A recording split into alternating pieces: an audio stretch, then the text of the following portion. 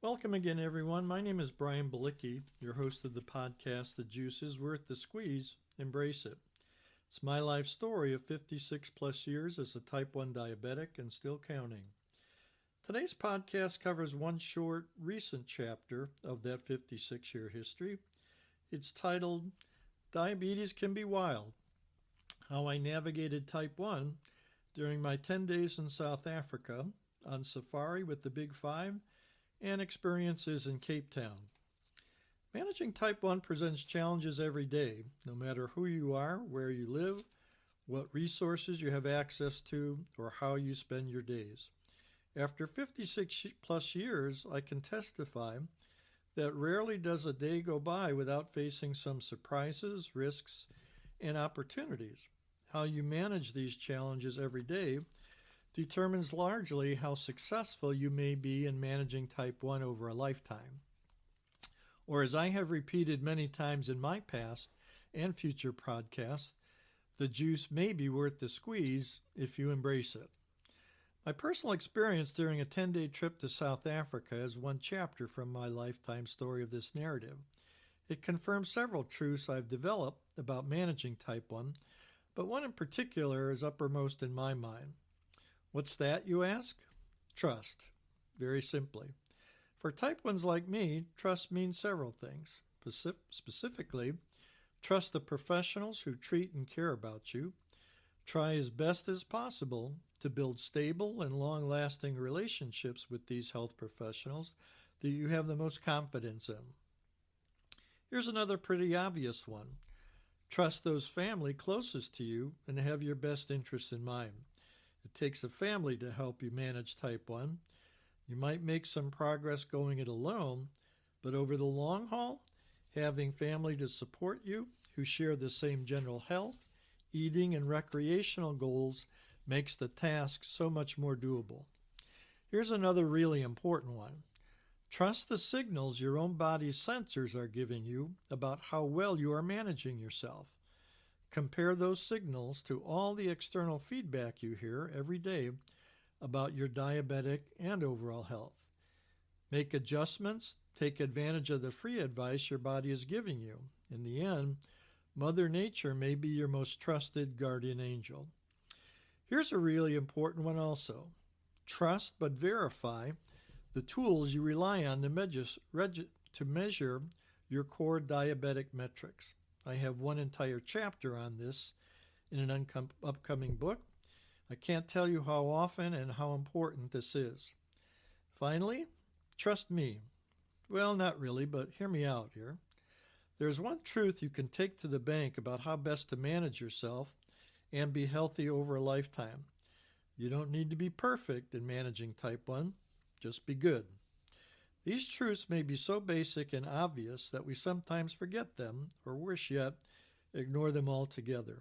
That's why I felt it important to restate some of them here. These principles were reconfirmed in my mind during a 10-day trip to South Africa almost a year ago. I can't tell you how many times my thoughts drifted to a question that only a Type 1 diabetic like me might wonder about amidst all the amazing experiences I had during 10 days in the country. That question, how different would my life be now, or would it have been, growing up in South Africa with Type 1? I invite you to listen to this podcast and my upcoming podcast also to dive deeper into these truths and the more detailed 10 rules I'll be talking about that I believe are essential for managing diabetes over nearly 6 decades. Today we pick up where we left off at the end of my prior podcast. In my last podcast, I shared anecdotes about some real anxieties and concerns I thought about as a Type 1 and preparations I made leading up to a holiday family vacation almost 1 year ago to the day of this podcast. There were several personal anecdotes I shared. I don't want to repeat them here, but you can revisit them by listening to my episode 6, part 3 podcast, In and Out of Africa. Today, I plan simply to follow up on some of the promises I made in my last podcast. Our family holiday vacation began in Washington, D.C. in mid-December 2023. we boarded a 16-hour nonstop flight to Capetown, South Africa. Most family members had never taken a nonstop trip of that length before. Eating dinner and breakfast during the flight and sleeping in between was novel for me, to say the least. I wouldn't call this a major challenge, but it was a major departure from my daily schedule as a Type 1. How did I manage? I sandwiched a few hours sleep in between spending some time reading and catching the latest Denzel Washington movie, Equalizer 2, as a matter of fact. There was a cute Kodak-like moment in the morning of that flight, shortly before landing in Capetown. I was awakened by my 6-year-old granddaughter. She thought it was really cool to stay up very late the night before and wake me up, along with all my other family members, at about 6 o'clock in the morning, wearing the biggest devilish smile she could sheepishly muster. It was like opening the bedroom curtains back home to the brightest morning sunshine you could ever imagine. However, this single moment was more delightful than any morning coffee I had ever enjoyed. The flight turned out to be very silky smooth. The in and out of dozing, if you want to call that sleep, would eventually catch up with me once we arrived at our safari destination, but more on that in a bit. After landing in Capetown, we had a one-night layover. The next morning, we immediately got back on a short, in quotes short, 2-hour flight to Port Elizabeth, a small town in extreme southeastern South Africa. When thinking about the distance we covered in that trip alone, I thought it was actually about the same time I spent flying many times between Washington and Chicago, my hometown. 720 miles by air, 13 hours by car. I did it many times. The immensity of Africa itself quickly began to settle in on me during that short trip. After landing in Port Elizabeth, the closest airport to our ultimate safari destination in Makonda, we began another 2-hour trip. This time, the entire family packed inside a minivan and traversed the African countryside to Makonda, one of the most remote parts of southeastern South Africa. In my mind, the remoteness of that rural area was best captured by the fact that from Port Elizabeth to Makonda, I did not see a single universally recognized blue sign with a big white H in the center of it. What did that mean? It meant there was a hospital nearby. Nope, not a single hospital nor any health facility for that matter. I didn't think too much about it at the time or even wanted to make much of it as it was happening. But looking back, it strikes me I would have had no idea where I might have been transported or taken to if I had a medically urgent or emergent need. I simply had not seen any local medical clinics or hospitals. Johannesburg, some 3 hours north by plane, might have been the closest, most appropriate destination for care in an emergency. I later learned the preserve we were staying at did have a landing strip where celebrities and, yes, emergent medical cases could be transported in and out of. When we arrived at the resort, the hosting staff were extremely courteous, affable, and caring. We were instantly made to feel comfortable and relaxed. We were assigned our individual team of local rangers and hosting staff for the villa at the preserve we were staying at. From that point onward, we were always guided and escorted around by safari rangers in Hummer-like all-terrain vehicles in the private game reserve. Remember the opening scene of one of the opening scenes in Jurassic Park, when Sam Neill, Jeff Goldblum, Laura Dern, and others were introduced to, quote, the dinosaur preserve. I actually had some of those same feelings upon arriving at the preserve. Make no mistake, like the actors in Jurassic Park, we could only trust the rangers and the resort staff to guide us during our 5-day encounters with some of the most vicious wild animals on the planet, just like in Jurassic Park. This one part of my experience reminding me so much of what I experienced after first becoming a 16-year-old diabetic 56 years earlier. No, I wasn't scared, but I'd be lying if I didn't admit I mulled over certain anxieties about the myriad scenarios that might or could play out while meeting the big five up close or simply living in the remote bush country of South Africa. In my lifetime, I learned a big part of managing my Type 1 diabetes is being prepared for potential surprises or the unexpected. Basically, this meant imagining what I would do if the unexpected did occur. On this trip, the possible surprises I might face on safari seemed limitless. At a certain point, I guess, I simply stopped thinking about them and started enjoying the experience. I guess this is what is called living in the moment.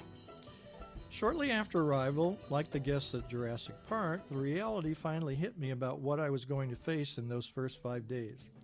Not since my earliest days as a Type 1 would I be placing my trust and well-being with a group of professionals I'd never met before. Yes, each day I would be putting my trust in a new network of everyday people, a combination of professionally trained and experienced safari rangers, safari managers, and housekeeping staff for the villa that we were staying at. Their backgrounds were impressive: veterinary medicine, environmental science, natural resource management, a healthy dose of common sense, and human hospitality, South African style. Essentially, this was a multidisciplinary, multi-specialty group of professionals who made their living by ensuring the survival of wild animals and hosting humans who wanted to experience what life is like, coexisting with the Big Five in their own neighborhoods. The animals depended on them, and as did my family, we depended on the professionals in South Africa. For 5 days, I felt this was not going to be all that different from the team of professionals that helped me through my earliest days of transitioning to Type 1 diabetes 56 years ago. My biggest anxiety? This might surprise you, but what happened in 1968 was an accident, a tragic one at that I never gave any thought to, much less expected. But this time, yes, this time, I actually chose this option for a family vacation and would live with its outcomes, whatever they might be. So while on safari, we followed the directions from our safari rangers and staff about how to behave and conduct ourselves when out in the African bush. This included not only how to dress for the South African summer weather, but equally important, we were informed it might make sense to avoid wearing clothing that stood out in the natural surroundings of the wild animals. Staff said to us that we should just try to blend in and do everything possible not to draw too much attention. When it came time to eat breakfast and dinners, all of which were more than generous, by the way, we did not initially know what we might be eating at each sit-down meal. For me, the real question wasn't really what we were going to be eating as much as how diabetic-friendly each meal, snack, drink, or whatever might be to me. That meant how carb-heavy each of the meals was likely to be. I calibrated my CGM and blood glucose meter almost daily to make sure they were synced up perfectly or as much as possible during our safari time. We quickly learned how much what we consumed each day at meal times was hunted down, grown, and harvested on the game preserve itself. This included the wildfowl, the vegetables, and more. We simply again trusted and were not disappointed one bit. Quick comment about the professionalism of the preserve itself. The staff and our rangers went beyond their call to help us feel at home and welcome. What we didn't learn till later in our stay was that in addition to being our gracious hosts and guides for 12 to 16 hours each day, they had other non-hosting duties, such as working the game preserve itself, doing handyman jobs to maintain the houses and thousands of acres that guests traversed at the preserve, as well as maintaining their own houses where they lived as workers. As best as we could tell, there were no, quote, 8-hour days or usual days. This was tourist season, where they were routinely called on to do what it took to meet each day's chores and emergencies. Now for some of the promised details about the most dramatic parts of my trip. This is a beginning. In the South African bush country, we were going to mingle among wild animals. Make no mistake about it. In the game preserve, we were told the animals were never fed anything in the preserve. They relied solely on their natural predatory instincts, habits, and prey in their immediate surroundings to survive. To be clear, they killed, hunted, and scavenged among themselves and their natural habitats to remain alive each day. I don't think I need to clarify what this scenario meant for our own personal safety while on safari. Wherever we traveled, to remote parts of the Makonde Game Preserve, to see the Big Five, elephants, lions, leopards, rhinos, buffalo, and an assortment of less intimidating creatures, we trusted the rangers to bring the wildlife to us, to safely see and even mingle with the animals up close. Yes, both we and they mingle very close to one another. Repeatedly during our daily journeys, we were within a stone's throw away from the big five, as well as some less intimidating creatures. Yes, giraffes, baboons, antelope. Oh, and lest I forget, the devil-eared African fox. I can't forget that little creature. The devil-eared African fox was actually kind of cute. I recall the very first day of safari like it was yesterday. It was a bit embarrassing, to be honest.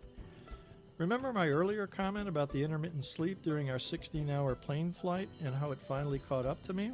Well, during our orientation, we were told each morning we would begin our safari day with a 5 a.m. wake-up call, followed by a small, quick breakfast before beginning our morning safari adventure. What happened on day one? Well, like clockwork, the wake-up call came at 5 a.m. sharp. I picked up the phone, listened for a few seconds to a quiet male voice, and hung up. A second call came. I picked up once again, listened for a few seconds longer, and again I hung up. Boy, did I make an impression on our ranger for that day, Matt, who was assigned to us to make the wake-up call. He finally gave up and proceeded, along with the rest of my family, to that day's safari trip without my wife and I. We caught up with Matt and the group later in the afternoons for the afternoon safari trip. I scrambled to explain why we didn't respond to his very gentlemanly morning greeting. Instead of stating the obvious, we were just plain worn out by our constant traveling the day before, I tried to pass it off as possibly being a crank phone call. In hindsight, that was kind of a lame excuse. A crank call out in the middle of the African bush country at 5 a.m.?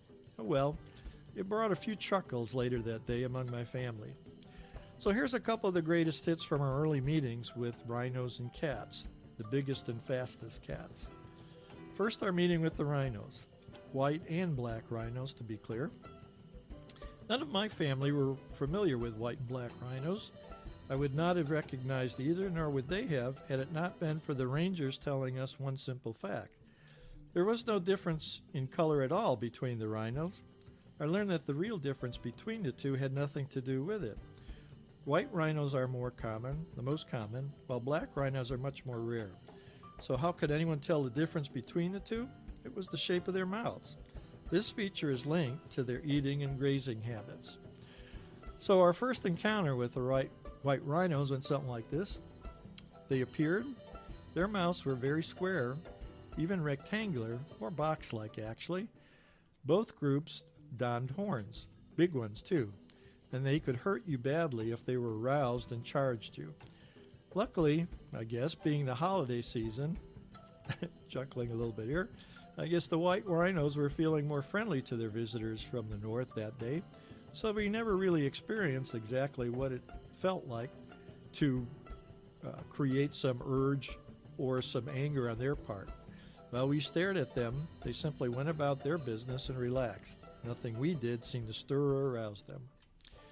So later, we had our first encounter with black rhinos. One afternoon, we dropped in on a mother black rhino and her baby calf. Despite their gender and age, these rhinos appeared a bit more aggressive than the white rhinos we had visited earlier. Maybe it was just the maternal protective instinct of the mother kicking in that moment, but the calf also appeared a bit hostile towards us. These animals were truly imposing, just as much as the white rhinos were the previous day, but in fact, they were a bit more alarmed and surprised than the white rhinos were. They were more guarded, as any mother might be with her infant, but within a few minutes after our arrival, they relaxed, seemed friendly, and didn't seem to mind our presence too much. As tourists, we could clearly see the facial differences between them and their white counterparts. The mouths of these rhinos were more rounded and less chiseled than the white rhinos. The black rhinos appeared to be far more eager and comfortable with posing for our cameras, oddly enough. Very photogenic, in fact.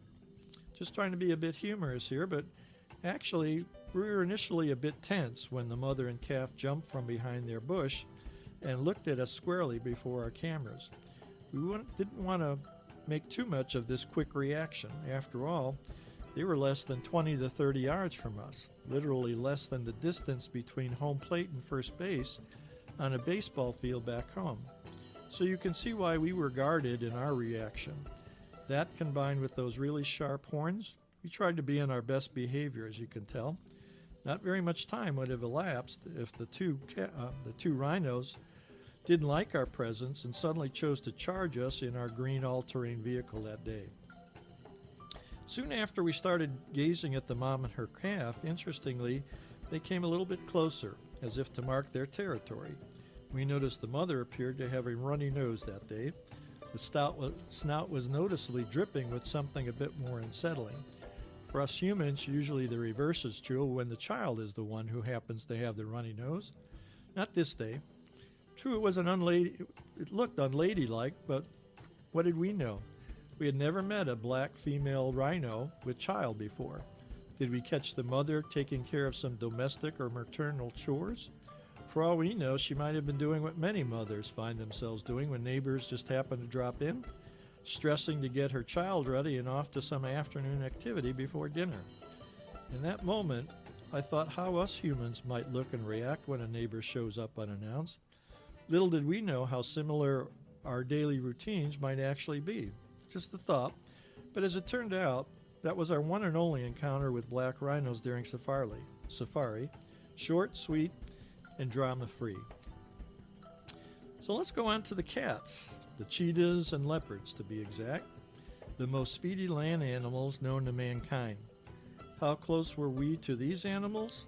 We were no less than, again, 30 to 40 yards, or 90 to 120 feet from them in several instances, during the daytime and nighttime hours. In a single moment of rage or sport, we were so close, we figured these animals could cover this distance within about 1 to 2 seconds. Luckily, our first flirtation with cheetahs happened to be during daytime hours, and it was a very relaxed one at that. At least they were. They were not in any enraged or emotional mood. It was a very innocent encounter, and actually it was our first time out in the bush during safari. It was midday, and we kind of snuck up on them very carefully. We couldn't tell if they were resting following a very active night before, hunting down their prey, or were they resting for an active evening that they expected that night, preparing to hunt down that night's dinner. We were obviously hoping the former was the case. With few exceptions on safari, we began to see a pattern that day that oddly would repeat itself over the 5-day safari. We soon realized our encounters with the Big Five, luckily I might add, tended to happen when they were either relaxing, resting, or simply not really caring that strangers from out of town were busy clicking away or videoing them in their most passive state. For sure they were passive, but I believe only so long as us humans did not do anything to disrupt their rest or annoy them. With one video clip that I took, I included it here to capture how close this one pair of cheetahs were to each of the all-terrain vehicles that my family and I were traveling in. Another thrilling encounter with cats occurred while tracking a single leopard during the early evening and darkness of the Makonda countryside. Yes, we tracked a single leopard beginning with a late afternoon sighting. He was first sighted slowly strolling toward us, crossing a bridge that we would later use multiple times, going to and from our base camp resort to the bush country in daylight and darkness of night. When the leopard disappeared from our sight that afternoon, wanting us to get a closer view, our rangers and all-terrain vehicles continued to follow the leopard in the countryside. Daylight gradually slipped away to early evening, and finally darkness set in. I can't speak for others, but for myself, I was beginning to wonder how much longer the rangers would continue to track the leopard. It was exciting for sure, but I don't think any of us didn't for 1 second have the same thought I was. Were the rangers pushing the envelope a bit? Were we trusting that they had done this many times before and would not put our excursion in harm's way?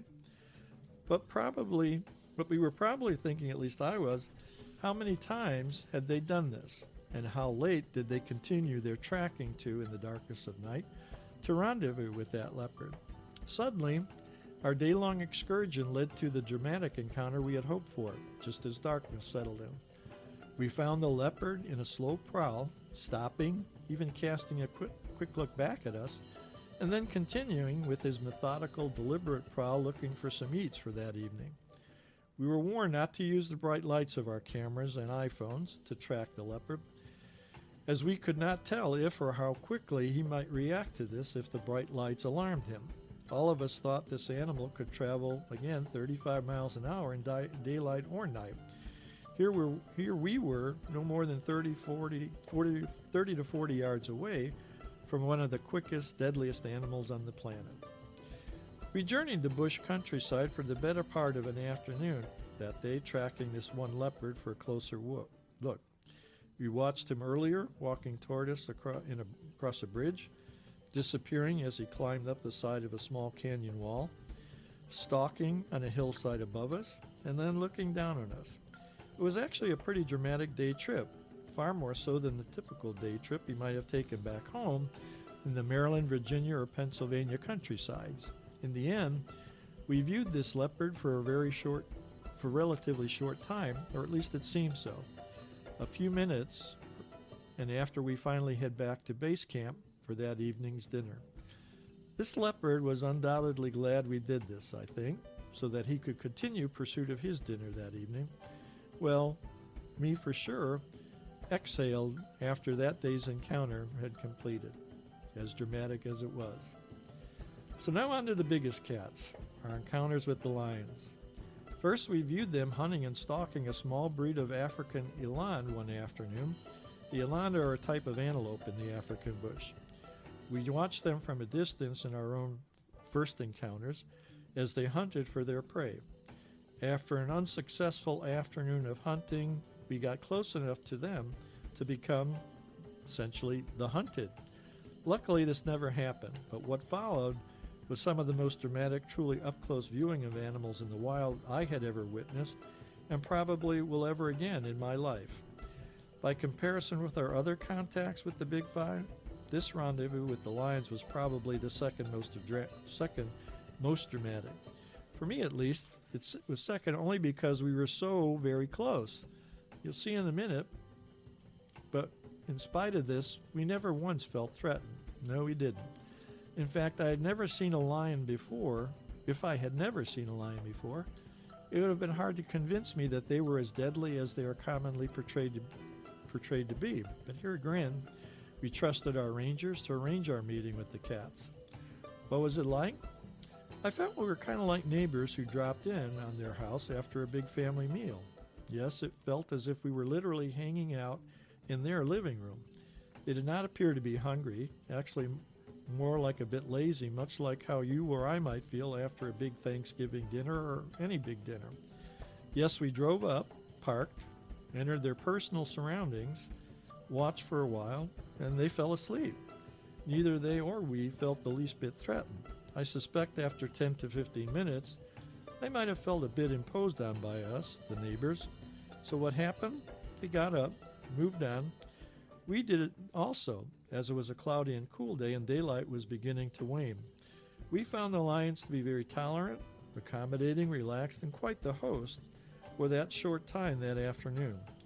What an experience to be so close, to have such a laid-back rendezvous, to observe some very private moments with some of the most ferocious animals on the planet. This is nothing like I would have ever imagined could be possible, and looking back, I still find it hard to believe that it actually happened. It's also now hard to believe how trusting we were of the rangers who guided us in those Kodak moments that day in Maconda. But we were, and by the way, how lucky we were to have taken that opportunity to experience something we may never again. We were extremely lucky to have the experience, knowledge, and preparedness of the ranger teams working with and for us that day. They were sort of like my own healthcare team. They knew the risks, they respected the animals themselves, and they knew how much they could push the limits of the animals themselves that allowed us to spend time in their very private spaces. It reminded me of similar feelings of trust and respect for the medical profession. So I'm going to stop here, ask you to join me for the second and final part of my podcast about my family travels, holiday travels a year ago to the South African Game Preserve in Makonda and our visits to Capetown during the Christmas holiday season. The second part will feature our encounters with the biggest of the big five, the elephants themselves. Yes, these were some of the most dramatic, exciting, and sometimes tense moments on our game preserve experience. Being the holiday season, I'm going to thank you for joining and listening to this podcast. Be safe, be happy, and for all you Type 1s out there, remember, you don't need to be perfect, just be good. If you have any questions, comments, or other feedback about today's podcast, please visit my podcast survey at fanlist.com/the juice. I repeat, fanlist.com/the juice. Thank you for your time and attention. Signing off for now, cheerfully, Brian Belicki. Continue your journey, keep believing, and happy holidays.